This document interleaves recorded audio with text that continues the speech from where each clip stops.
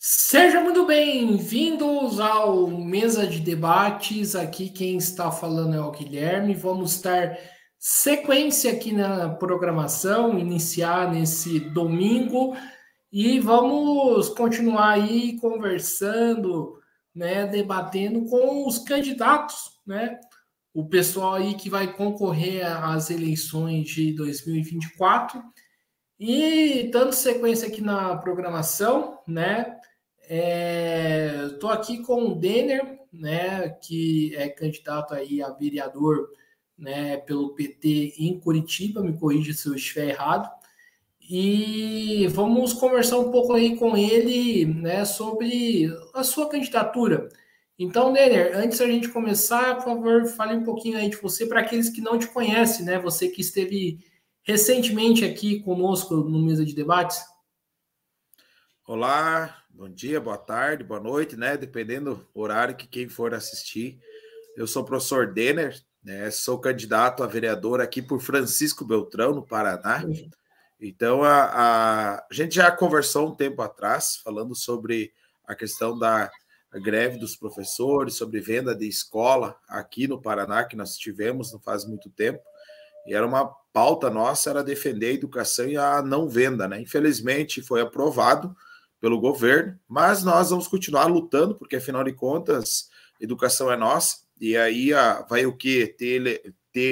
Vai ser enviado para algumas escolas uma votação de aprovação ou não da aplicação da venda da escola. Então a gente está na luta ainda, vai continuar na luta, mas a gente percebe que a gente precisa ocupar alguns espaços que estão vagos, né? Principalmente aqui na Câmara de Vereadores de Francisco Beltrão, nós não temos nenhuma mulher, né? E nós, do Partido dos Trabalhadores, também não temos uma cadeira, né? Então, o desafio é grande, mas acho que é nas dificuldades que a gente se supera e que a gente consegue ir em diante, né?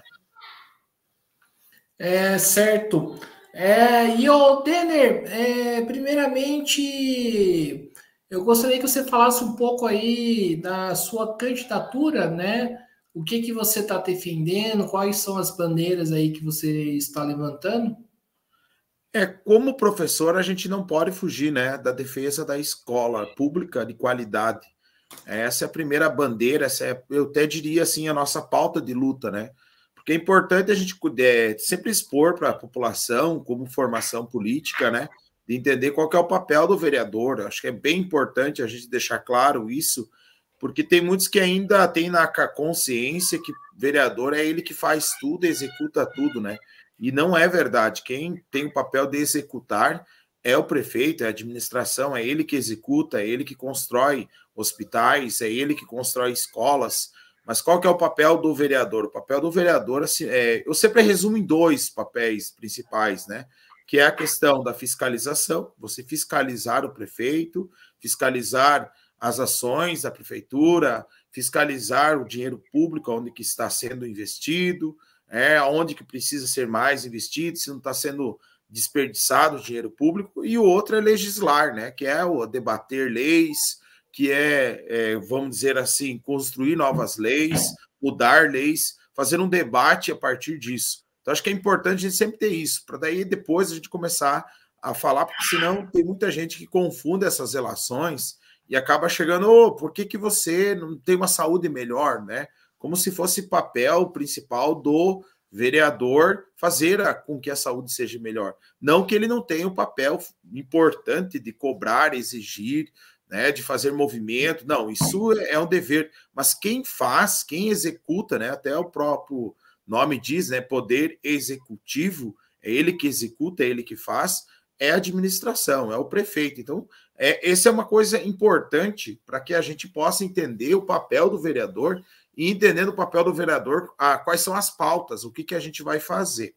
Então, o que assim eu me proponho, né? Eu coloquei aqui 4, 5, vamos dizer assim, eixos, né? O primeiro deles é a educação. A educação é o principal. A gente defende aqui muito ferrenhamente a questão da educação pública, de qualidade, sem venda, fim das terceirizações nas escolas, dos funcionários. Aqui, praticamente todas as escolas são terceirizadas, principalmente a questão dos funcionários. Nós também defendemos a questão aqui do transporte público de qualidade que a gente tem aqui, infelizmente, em Francisco Beltrão. Nós temos um transporte público muito ruim, é difícil para os nossos trabalhadores, para os nossos estudantes. Então, também defendemos a questão da saúde. Nós temos aqui em Francisco Beltrão aí, trabalhadores e trabalhadoras que acordam 5, 6 horas da manhã para ir na frente de um posto de saúde, torcer que consiga uma ficha para se consultar. Então, nós temos filas, por exemplo, para exames, filas para cirurgias. Então, nós temos uma muito grande aqui, gente, a questão da falta de habitação, casas populares.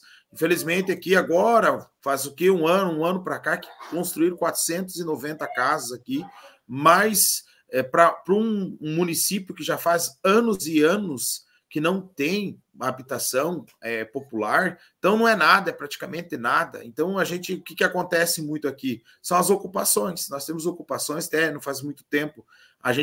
Estamos junto com alguns trabalhadores e trabalhadoras que ocuparam uma área aqui, e queriam tirar eles de lá. A gente fez live, fizemos o maior barulho para evitar que isso. Então, essas são algumas pautas que a gente tem, e eu não posso esquecer que é a questão da agricultura familiar, que é muito forte na nossa região aqui, e as estradas, principalmente da agricultura familiar, que, olha, eu estava esse dia no interior lá, pelo amor de Deus, é difícil de andar, choveu, então é barro que não tem o que fazer. Então, só para vocês perceberem, essas são algumas pautas, entre várias, porque eu acredito que essas pautas, eu chamo de pautas de luta, aquilo que a gente vai fazer o enfrentamento e a luta. Mas, no processo, eu sempre digo que tem que ser uma construção política e uma construção com a comunidade, com a sociedade, e a gente está, cada vez que a gente conversa mais com a população, mais pautas, mais necessidades, mais demandas, a gente vai ter que fazer uma luta junto com a administração. Perfeito, Denner. E, Denner, falar um pouco ainda sobre educação, né? A que pé está a luta aí contra a venda das escolas no Paraná, né? E como usar as eleições para levantar esse debate, né, importante na sociedade? Assim, como eu falei anteriormente, foi aprovado na Alep em Curitiba pelos deputados, e aí o governo, o que ele fez? Ele escolheu 204 escolas, e essas 204 escolas, elas vai ter, agora não tenho bem certo a data aqui correta nesse momento, porque tem em forma de edital, então tem todo um processo legal para passar para que seja enviado para as escolas e aí seja convocado um pleito eleitoral, que os pais votam, geralmente os alunos, dependendo da idade, ele tem que dar uma analisada no edital, o edital não saiu ainda, então ainda não está claro essas questões, mas terá uma eleição para escolha. Então, no que nós estamos fazendo? A PP Sindicato, sempre é importante colocar o papel da PP Sindicato, às vezes as pessoas querem, acham que é uma luta individual, não é uma luta coletiva da PP Sindicato, é a defesa da PP pela escola pública de qualidade. Então, nós estamos fazendo, assim, particularmente, o quê? Defendendo, conversando, porque, assim, a nossa greve, aqui é importante deixar claro que a nossa greve, que nós fizemos contra a venda das escolas, teve muita adesão de educador. Então, muita gente ficou sabendo. Hoje, se tu chegar e dizer na escola, venda de escola, todo mundo sabe. Os pais sabem, porque criou-se o quê? Um movimento. Eu me lembro na época a gente chamou os pais na entrega de boletins, nós conversamos com os pais. Então, os pais sabem o que nós estamos falando. Então, facilita o trabalho e aí hoje nós continuamos com a defesa nas escolas. É óbvio que, enquanto o edital não sair, as datas não saírem, estiverem bem estabelecidas o período eleitoral, e provavelmente, acredito eu, que serão depois das eleições, que é o processo normal para não ver essa relação política, eleição, mas a gente precisa ir conscientizando os pais da importância de que a escola seja pública e de qualidade, né? Sempre se fala escola pública, esquece que um detalhe importante que é a qualidade. Então, o papel da eleição é esse, no meu modo de ver, é fazer com que a população pense, escolha candidatos que defendam essa bandeira da escola pública de qualidade. Então, a gente fala muito no meu discurso, para mim, nos meus vídeos, que a gente faz bastante vídeo, não é de agora, na verdade, né? Eu sou do programa Quem Sabe Faz a Hora, a gente já vem debatendo essa questão da não venda das escolas, a gente já tem um debate bem extenso e longo falando sobre isso. E a gente vai, né, indiferente de valor, de resultado de eleição, porque isso é uma questão de militância daquilo que nós acreditamos e daquilo que nós defendemos, enquanto seres humanos, que é a defesa da escola pública. Então, indiferente do resultado da eleição, nós vamos continuar lutando. Vou voltar, hoje estou afastado da PP Sindicato, acho que é importante deixar claro isso, estou afastado das escolas, porque é o período eleitoral, nós precisamos nos afastar. Também estou afastado do programa Quem Sabe Faz a Hora, que é uma questão também que a lei pede que a gente faça. Então, a gente acabou, às vezes, de certa forma, perder esse contato direto que a gente tinha. No entanto, a gente sempre está conversando com os colegas, fazendo leituras, para entender como é que está o movimento e continuar fazendo a defesa da escola pública, né, que seja realmente tocada pelo setor público e não por empresas que querem ganhar dinheiro nas costas da classe trabalhadora e geralmente, e quase certeza, não tenho dúvida disso, que visam o lucro e não a qualidade.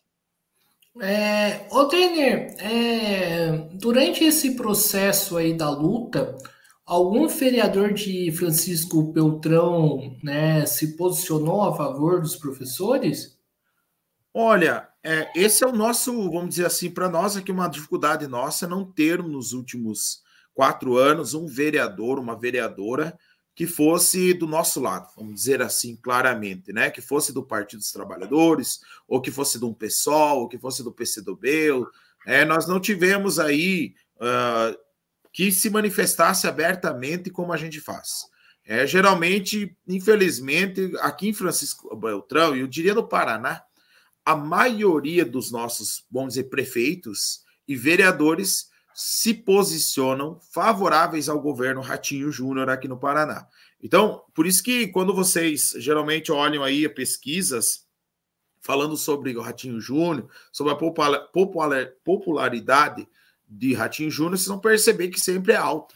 Mas por quê? Porque a maioria dos prefeitos aqui são ligados de alguma forma ou recebem verbas, recursos. Então, o que acontece? Você acaba amarrando tudo, né? Todo mundo é amarrado, tanto é que eu me lembro, e nós temos, falando de Alep, de deputado, nós temos aí 46 deputados, 44 deputados que são amarrados ao governo. Então, o que acontece? Isso funciona na política, né? Então, como todo mundo está amarradinho, quem que vai falar contra? É difícil, porque daí fica aquela questão de prestação de favor, né? Porque aí tu quer emenda tal, tu faz a ligação com um certo grupo. E esse grupo é que vai te dar sustentação lá na base. Então, é tudo uma política meio que amarrada. Então, a gente não tem, infelizmente, aqui em Francisco Beltrão, representantes que digam, opa, não venda a minha escola, que é a nossa campanha que a gente faz aqui. Não vi ninguém na época, não tivemos ninguém que veio junto com a gente. Nós tivemos alguns vereadores, sempre nós vamos encontrar alguns, mas aqui em Francisco Beltrão, na época e nem hoje, ninguém se posiciona, ninguém fala nada, como se nada tivesse acontecido, provavelmente por causa dessas relações políticas que nós temos e encontramos por aí. Ô, Tener, você falou aí que o PT não tem nenhuma cadeira em Francisco Beltrão na Câmara dos Vereadores, né? Sim. Na sua avaliação, por que não tem? Olha, assim, quando na última eleição tem a fase, o antipetismo, que era muito forte, a gente percebe que existia uma rejeição muito grande com o partido, né? Nós tivemos, então, diante disso, uma certa dificuldade de fazer isso. Também nós temos uma dificuldade hoje, e não digo só a nível Beltrão, mas eu digo, acho que a nacional. E sempre eu pego essa questão hoje, né? A gente sabe que nós temos um presidente, o presidente Lula, sabemos que ele tem uma certa idade, né, e torcemos que ele viva o resto da vida, que nunca morra, mas a gente sabe que isso não vai acontecer, porque a vida faz parte. E a pergunta que a gente sempre faz, né? Depois do Lula vem quem? Então, nós temos uma dificuldade hoje com relação à questão de lideranças, em a formação de lideranças, né, de protagonistas. Então, nós temos essa dificuldade, e não é diferente lá. Nós temos aqui nossas lideranças também, mas nós temos lideranças, a Luciana Rafaim, que é uma deputada estadual, né? E aí nós tínhamos o Eduardo Xereia, que é outro personagem, mas nós temos dificuldade em formar lideranças. Como a classe trabalhadora, de forma geral, os partidos têm dificuldade. Porque hoje é uma questão de sociedade, porque a sociedade também, cada vez mais, ela é egoísta, ela vê uma outra forma de fazer política, que é um pouco mais as redes sociais e assim por diante, mas nós temos dificuldade de formar lideranças. Então, se a gente for, não é um elemento, são vários elementos. É sempre importante a gente entender que nós criamos, às vezes, vamos dizer assim, temos a mania de querer jogar tudo a uma questão. Não, são vários elementos. E eu digo também que uma questão de voltar para a base, acho que é aquela... tem o próprio Mano Brown, em 2018, ele faz um discurso, acho que muito certeiro, principalmente lá com o Haddad, né? Nós precisamos voltar para a base, né? E aqui eu não estou falando só de Francisco Beltrão, estou falando de maneira geral. E aí afeta todos esses grupos, né? E afeta nós também, enquanto esquerda, a gente precisa voltar para a base. E quando você não volta para a base, que você não volta para o chão, lá onde tudo começou, a gente tem dificuldade de formar liderança. E formar liderança também é difícil. Formar outro Lula é difícil. Formar outros é difícil. E aí, então, há um conjunto de coisas que dificultaram. Então, nós tivemos essa dificuldade aqui em Francisco Beltrão de ter uma cadeira e que nós esperamos esse ano a gente solucionar. A gente vem com uma chapa, eu diria assim, muito bacana, muito legal, porque a maioria dos nossos candidatos a vereadores, eles são representantes de grupos, ou são o grupo da APP Sindicato, ou da Juventude, ou do Sindicato dos Agricultores. Nós temos lá o representante lá que atua dentro da comunidade, nós temos o Daniel aqui, que é um terra nossa, uma ocupação aqui, que ajudou todo o processo de ocupação, puxar água, eletricidade, ou seja, tem uma vitalidade muito grande dentro da comunidade, pertencimento e participação. Então, assim, esse ano, eu acho que diferente daquele ano, a gente tem pessoas, vamos dizer assim, mais voltados para a base, né? Tem outros movimentos de mulheres, né? Então, então tem muita coisa bacana esse ano. É óbvio que nem todos vão se eleger, porque isso faz parte também. A gente, infelizmente, eu gostaria que todos se elegessem, inclusive eu e todos, né? Mas a gente sabe como é que é o processo. Mas eu acho que a gente tem um passo para dar esse ano, que a gente consiga eleger os nossos vereadores e continuar a formar mais que vereador, porque essa também é outra coisa que a gente precisa olhar. A gente precisa formar, na verdade, lideranças de bairro, nós precisamos lideranças de sindicato, lideranças de movimentos sociais, de forma geral, que aí quem se elege é apenas um representante, e ele se motiva através de todos esses movimentos. Então, essa é uma coisa que eu quero trazer aqui para dentro da política beltronense, que nem um projeto meu, que eu vá, né, aplicar, que eu vou colocar para votação, seja meu, mas que seja da sociedade, que seja dos movimentos, que seja de professor, do Sindicato dos Agricultores, das associações de moradores. Então, a gente tem que debater com esse povo. Não dá mais para fazer ser político de 4 anos. Só aparece lá para pedir o votinho, bater lá, vota em mim, não dá mais. Acho que nós precisamos hoje voltar para a base. Eu gosto do Mano Brown, a fala dele, que eu acho que é principal. Não tem mais nós fugirmos diferente. Volta para a base. Ô Denner, em cima disso que você falou, você não acha que a esquerda hoje ela é muito personalista em relação ao Lula?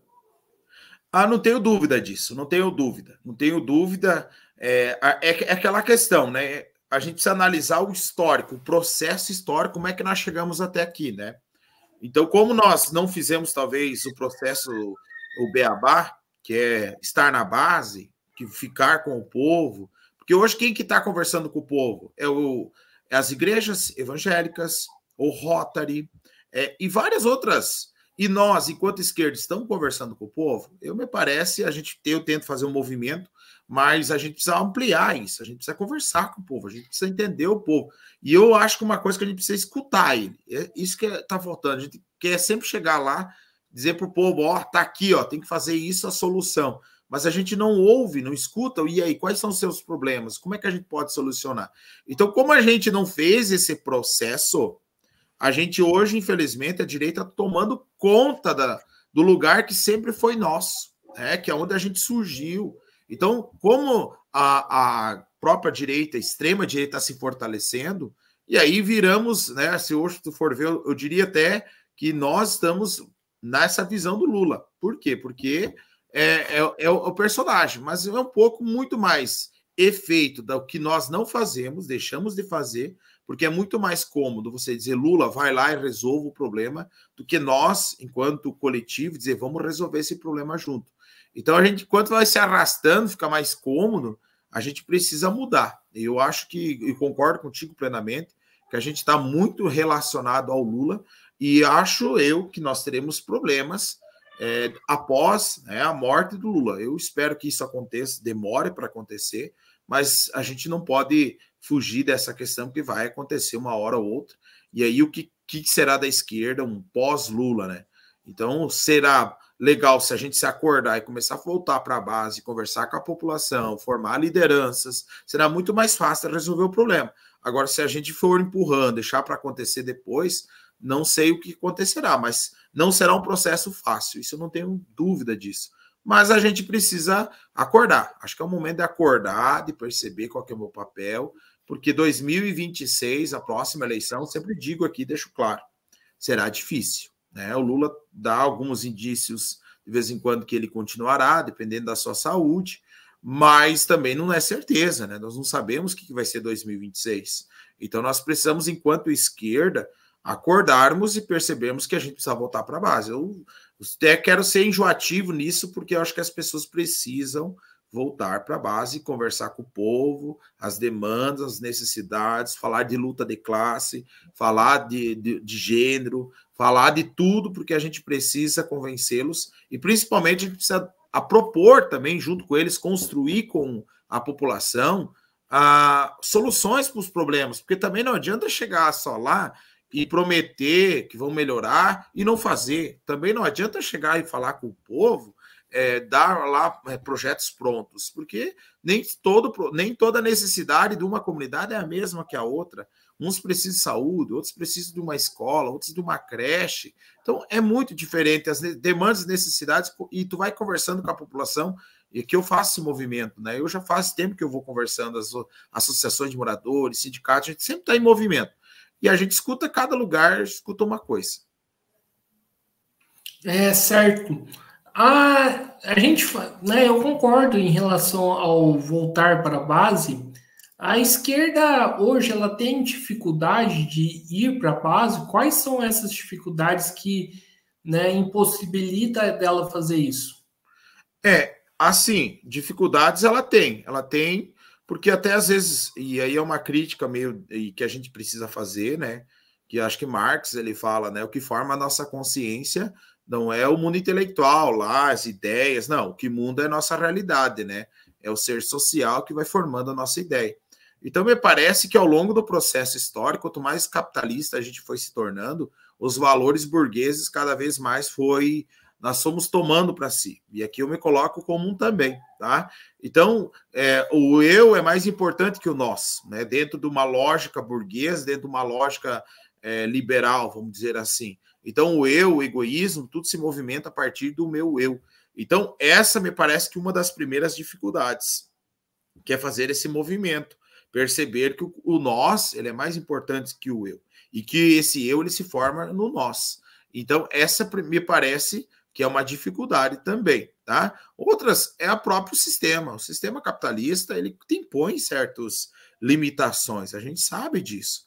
A gente sabe que o próprio sistema capitalista impõe questão do trabalho, né? Horário para chegar, horário para sair, a questão financeira, a gente precisa do dinheiro. Não adianta dentro do sistema capitalista achar que a gente vai revolucionar o mundo, né? Dentro sem o dinheiro, ou fazer propaganda sem dinheiro. Não, o dinheiro ele é determinante. Então, veja, são alguns pontos que eu trago aqui que dificultam, mas acredito que quando a gente forma a questão da consciência e saber disso, a gente precisa voltar, reafirmar, se conscientizar que algo precisa ser feito. E que os nossos também é importante, quando a gente está no governo, haver um movimento do governo para nos auxiliar a fazer esse movimento. Então, a gente pode fazer isso? Pode. Mas, por exemplo, a gente vai pegar a Bolsa Família. A Bolsa Família, infelizmente, falta algo nela, falta algo, porque muitos querem receber a Bolsa Família e fica nisso, fica apenas nisso. Então, às vezes, o que se torna a Bolsa Família? Às vezes, para os prefeitos, assim, é um prato cheio. Quem que leva? Aqui eu vi esses dias, fizeram uma reunião aqui, o prefeito foi lá anunciar a nova Bolsa Família, fez todo um tal. Parece que quem estava fazendo era a prefeitura, né? E não é uma conquista da população, porque afinal de contas quem paga somos nós, enquanto coletivo o eu fica muito mais forte que o nós. Então, são alguns pontos que eu estou trazendo aqui, que não é, sempre volto, não é um elemento, são vários elementos que dificultam a volta para a base. Mas nós precisamos voltar, a gente tem que fazer um esforço. Se a gente não se conscientizar e fazer o movimento dos partidos, começarem a pensar, a voltar, a fazer suas reuniões nas comunidades, a conversar com a comunidade, a ver os problemas, trazer emenda parlamentar, se tiver como, para resolver o problema da população, escutar a população. Tem muita coisa para fazer, só que você tem que tirar o seu tempo e se dedicar em cima disso. Então a gente vai ter que fazer, porque a gente é resistência, né? Nós não somos hegemonia, nós somos resistência. Resistência a resistir é duro, é dificultoso, a gente tem que fazer esforço, empenhar. Não tem jeito, não tem outra solução. É a gente conversar, dialogar e conversar com a população, não tem medo. Porque eles, às vezes, dá medo, todo mundo é bolsonarista, mas tu começa a conversar com a população, você vai ver que as demandas deles são aquilo que a gente quer também. Eles são muito mais por causa de uma mídia que fica o dia inteiro aí martelando na cabeça deles, ou a própria rede social, outros movimentos aí que ficam o dia inteiro falando coisa no ouvido do cara. Opa, e não é assim. Tu vai lá conversar, dando formação para ele, você ajuda muita coisa. Ô Teiner, para além dessa questão do fazer trabalho de base, algumas políticas do governo atrapalham esse diálogo, como, por exemplo, o arcabouço fiscal? Não tenho dúvida disso. Eu acho que, assim, o arcabouço fiscal, tanto é que o mercado agradou, né? Ficaram tudo amor, amém. Ai, que lindo. Foi a coisa melhor que tem, né? Que coloca, querendo ou não querendo, não mudou muita coisa. Vamos falar a verdade do que já era, né? A própria lei anterior que previa que não se poderia gastar um valor X. Então, o arcabouço, ele acaba limitando, né? Acaba limitando. Mas a gente precisa ultrapassar isso aí também, porque também, no meu modo de ver enquanto pessoa, a gente precisa, por exemplo, só dar auxílio, vamos lá, Bolsa Família, tu não resolve o problema. Você precisa fazer com que a família estude, ter uma escola de qualidade para os filhos, para que o filho estude, né, tenha oportunidade, e aí é todo um movimento que a gente precisa fazer, mas para isso o quê? Precisa de recurso. Pouco se fala, por exemplo, dos institutos federais que nós temos aqui, pouco se fala, por exemplo, tu pega lá no PISA, né, os bolsonaristas adoram falar do PISA, porque o PISA, mas vejam, se a gente for pegar os números dos institutos federais dentro do PISA, que é aquele órgão de avaliação internacional, vão perceber que nós temos valores, resultados ali altíssimos, de primeiro mundo. Mas por quê? Porque há um investimento, há laboratório extremamente de qualidade, a estrutura, os professores são bem remunerados, né, gradativamente. Não é só dar aula, tem os projetos de extensão, tem pesquisa, tem todo um movimento que se faz dentro dos institutos federais. E por que eu pego esse exemplo? Porque ele custa, ele tem um valor X. E a gente precisa desconstruir essa ideia de que educação de qualidade ela é barata. Não, ela é cara.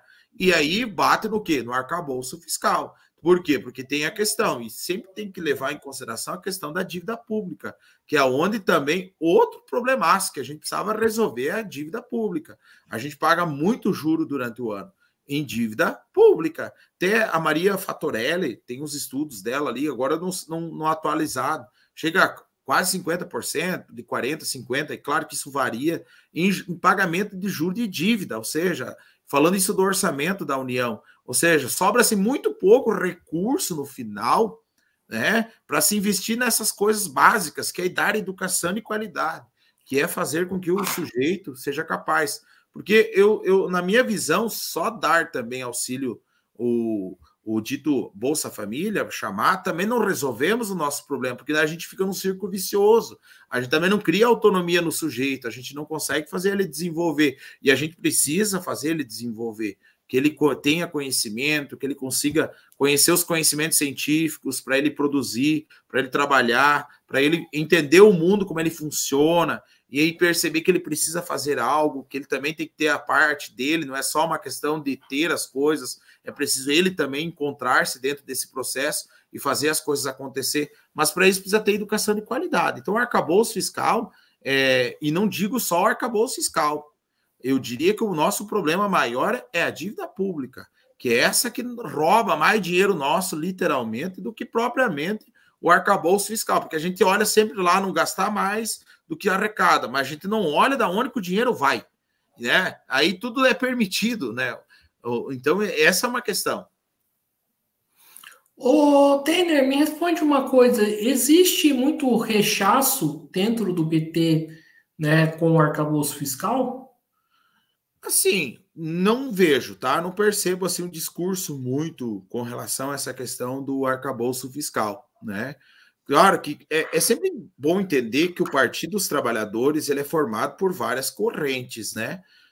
E dentro das correntes nós temos as que são mais, entre aspas, liberais, vamos dizer assim, ou neoliberais, né? Até as mais, vamos dizer assim, que defendem o socialismo.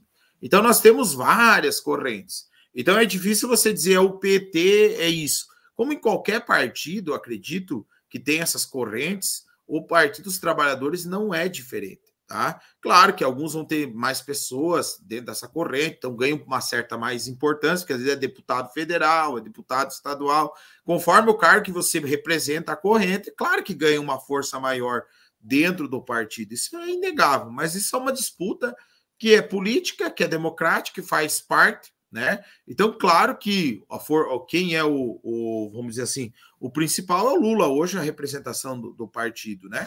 Mas a gente sabe também, e acho que é importante sempre deixar claro, que muitas vezes o próprio Partido dos Trabalhadores nunca se colocou, principalmente de forma geral, como um revolucionário socialista, né? Claro que nós temos correntes dentro lá.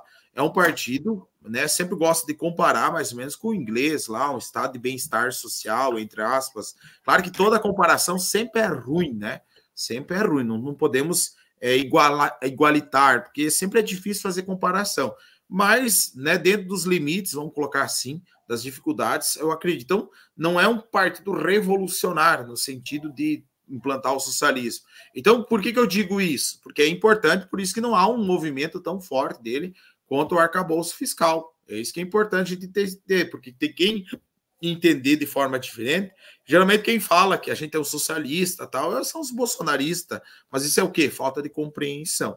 Acho que é importante a gente deixar claro isso, por isso que não há um debate. Então, tem várias correntes, tem correntes dentro do partido que atacam, que são contrários, não tenho a menor dúvida disso, mas geralmente é um debate, é uma democracia, né? Claro que quem está no governo, eu sempre digo, né? Tanto é que essa questão da Venezuela, se for ver, o partido lançou uma nota, o governo ainda não se manifestou sobre isso, está meio, né, em stand-by, vamos dizer assim, ou o Lula já falou algumas coisas, então não há uma unanimidade. Isso que é importante a gente deixar claro, isso, não há uma unanimidade que é a favor ou é contra. Nós temos muita gente contra, sim, dentro do arcabouço fiscal. Só que eu acho que, ainda digo, entre debater arcabouço, nós precisamos debater a dívida pública, porque senão também nós criamos um outro problema seríssimo que vai acontecendo. Você aumenta o endividamento do Estado, dívida, para quê? Para manter banqueiro ficar rico nas nossas custas. E aí não tem também Estado que aguente no final, né? Ô, Denner, você falou de agricultura familiar, né? Aqui no estado de São Paulo estão ocorrendo fortes queimadas em algumas cidades, né? Algumas envolvidas aí com agro, né? Com usina. Qual que é a defesa aí da agricultura familiar para o meio ambiente, né? E qual que é a discussão aí que você está fazendo, né, para Francisco Peltrão? O debate que nós temos aqui da agricultura familiar, nós não temos, assim, queimadas aqui, nós não temos... Aqui a gente tem um IBAMA que funciona bem, que é o sistema de regulamentação, as proteções, né, proteção de fontes, a gente defende isso, que é muito importante, a questão da água. Nós defendemos a questão, principalmente aqui, perto dos nossos mananciais, a questão aqui, nós temos muito caso pesquisas mesmo dizem de pessoas com câncer. Então, nós defendemos muito essa questão, tanto é que tem umas pesquisas na UniOeste aqui que a gente trouxe essa relação do agrotóxico com câncer de mama. Então, a professora Carolina Panes, até foi no nosso programa, fez um ampliar, então nós precisamos debater essas questões.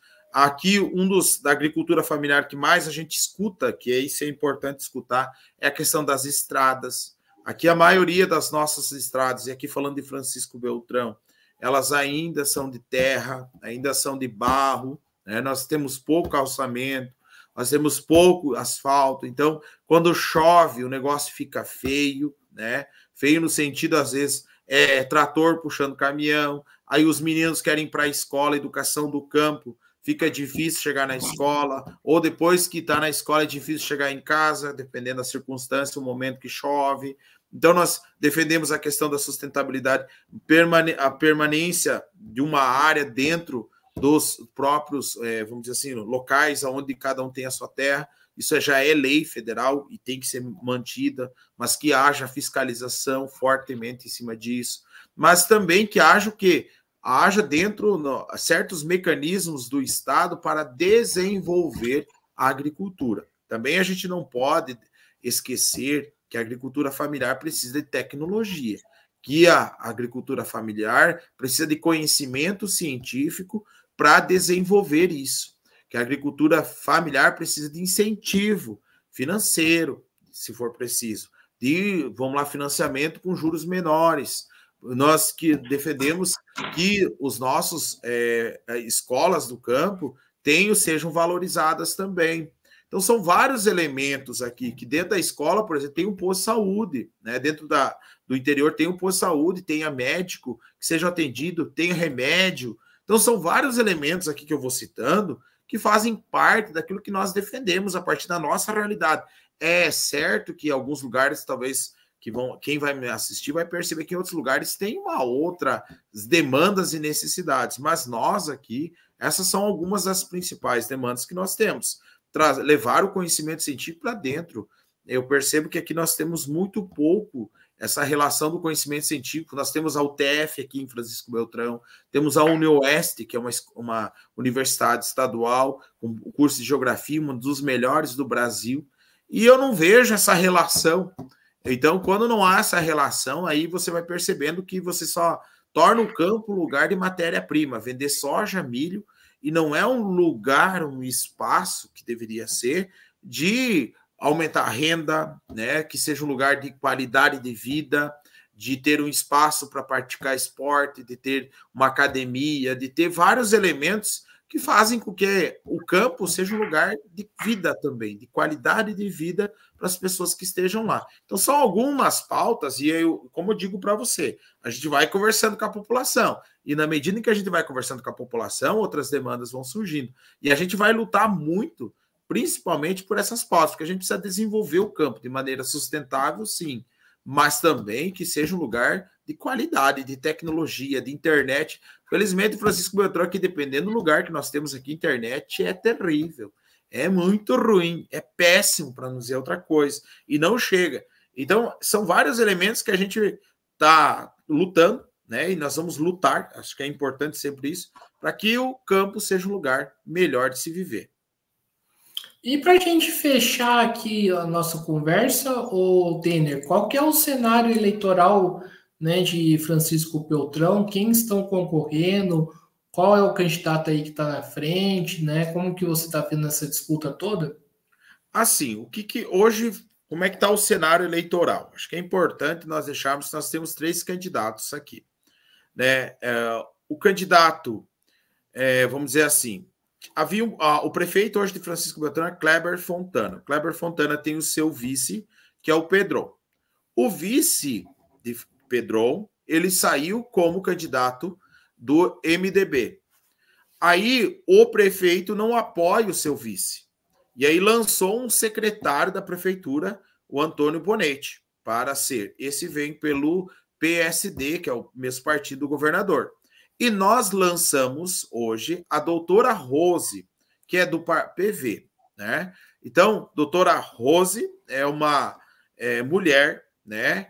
Muito tempo enfermeira aqui em Francisco Beltrão, atendeu muitos, vamos dizer assim, postos de saúde, então conhece a população, sabe, atendeu também algumas, vamos dizer assim, ela foi responsável por gestão também de pastas na saúde, então ela tem uma experiência vasta nessa área da gestão da saúde, ela se formou doutora faz algum tempo atrás, agora me desculpe que eu não tenho que ano que foi a formação, mas ela fez o processo, ela durante o momento que ela era enfermeira, era enfermeira, atendia a população, então, para fazer esses dois tipos de ação, a gente sabe que formar um curso não é fácil, mas ela enfrentou, ela foi. Ela é mulher, guerreira, e ela está junto de nós, tem um projeto ali para a saúde muito bom. Então, assim, nós lançamos ela faz mais ou menos aí uns 4 meses, então os outros já estão poder, são situações, né? Por mais que hoje eles tentem dizer, não tenho nada a ver com a administração, ou quando é coisa boa, fui eu que fiz, quando não foi.